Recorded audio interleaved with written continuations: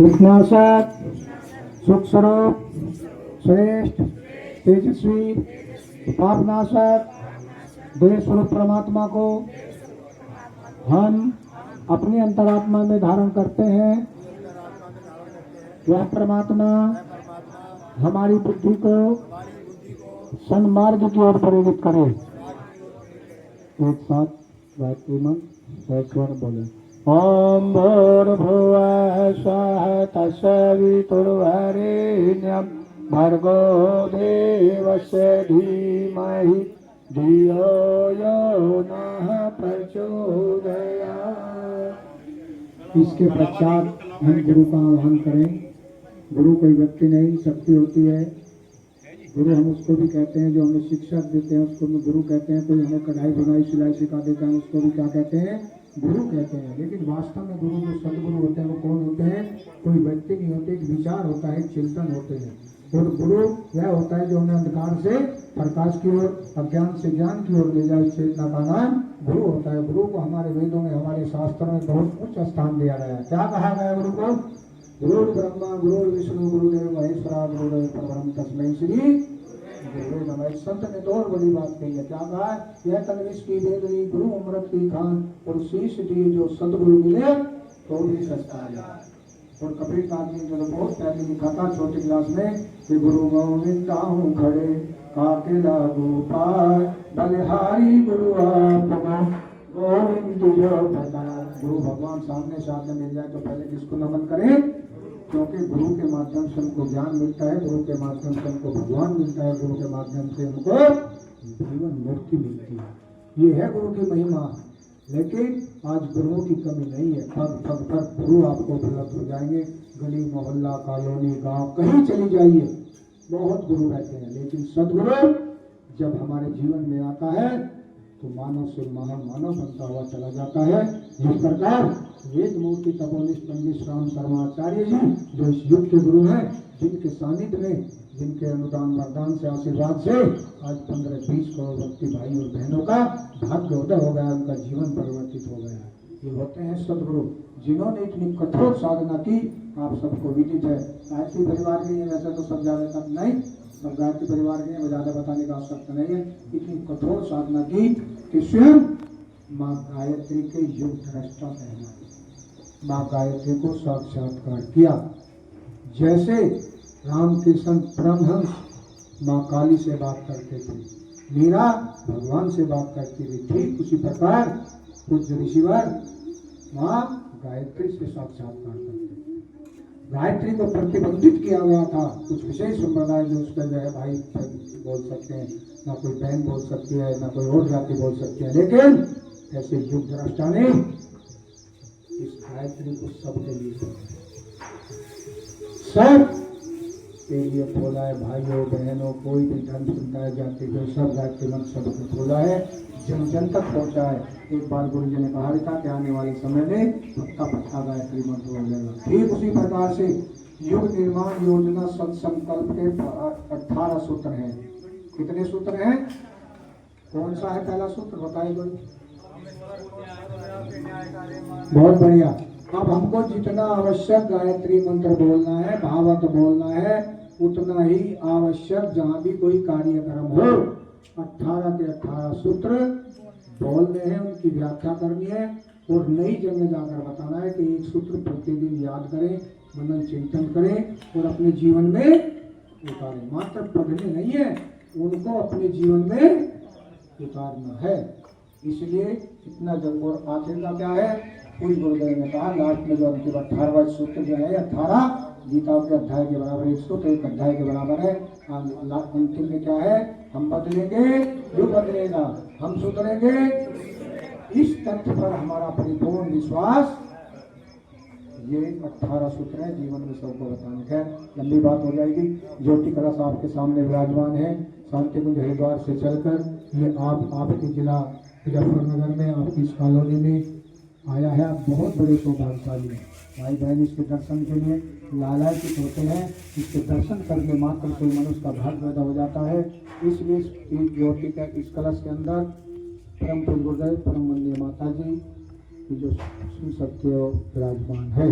और इस ज्योति कलश के अंदर 2400 तीर्थों का जल और रज है, जो हमारे पुराने कार्यकर्ता बहन होंगे।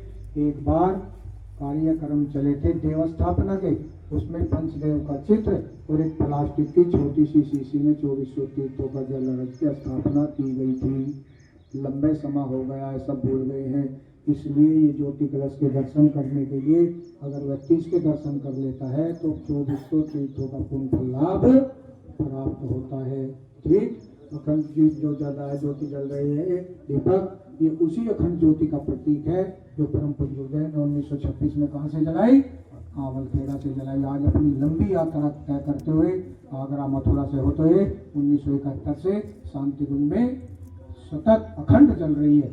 आपने देखा होगा, सब बहन भाइयों ने दर्शन किए होंगे। जब हम अखंड ज्योति के दर्शन करते हैं, वेद माता के करते हैं, तो उसके सामने एक देव कन्या बैठी दिखाई देती है। देखी किसी ने? हाथ उठाई, किसने देखी? सबने देखी है ना। आप समझते हैं वो कौन है?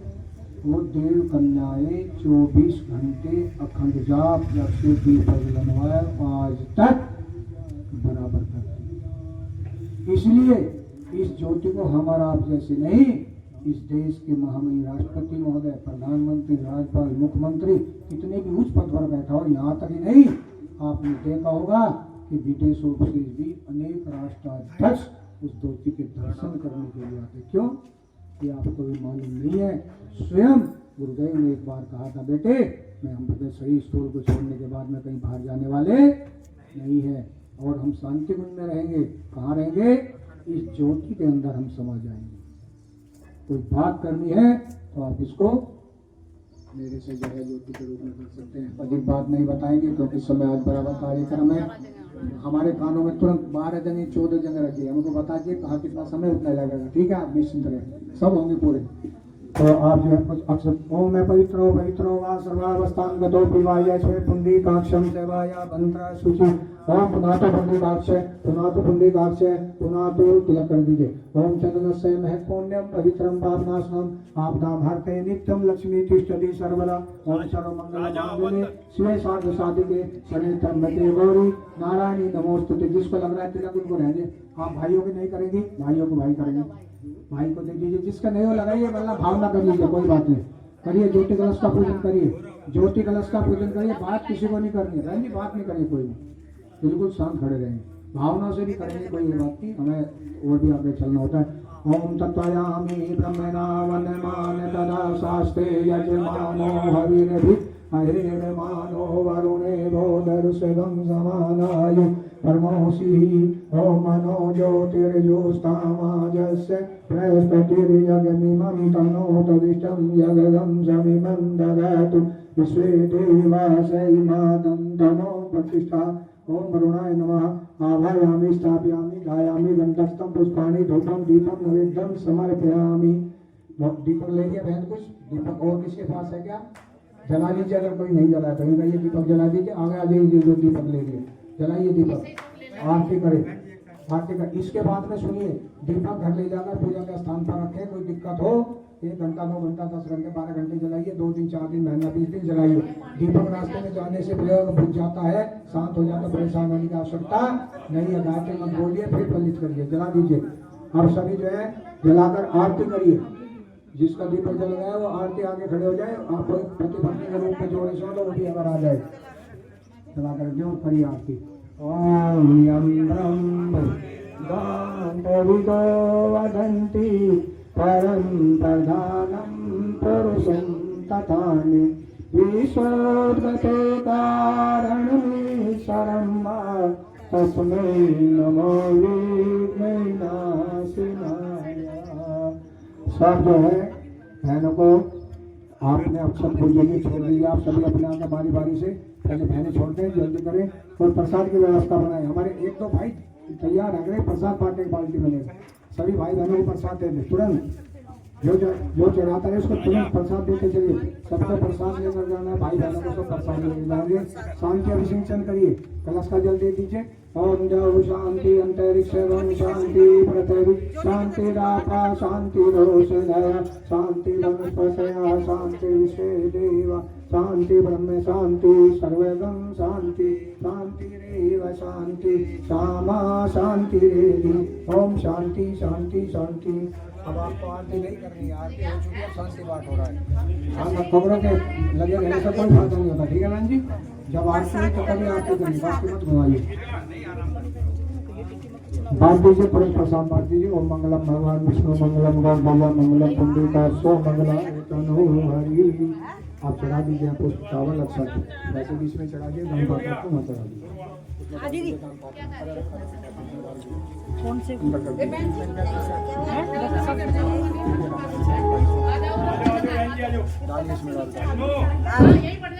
बात दीजिए, प्रसाद बांट दीजिए। चलिए आगे बढ़िए, चलिए अपने भाई जो मोटरसाइकिल स्कूटी पे आगे बढ़िए, कहाँ गाड़ी करेंगे।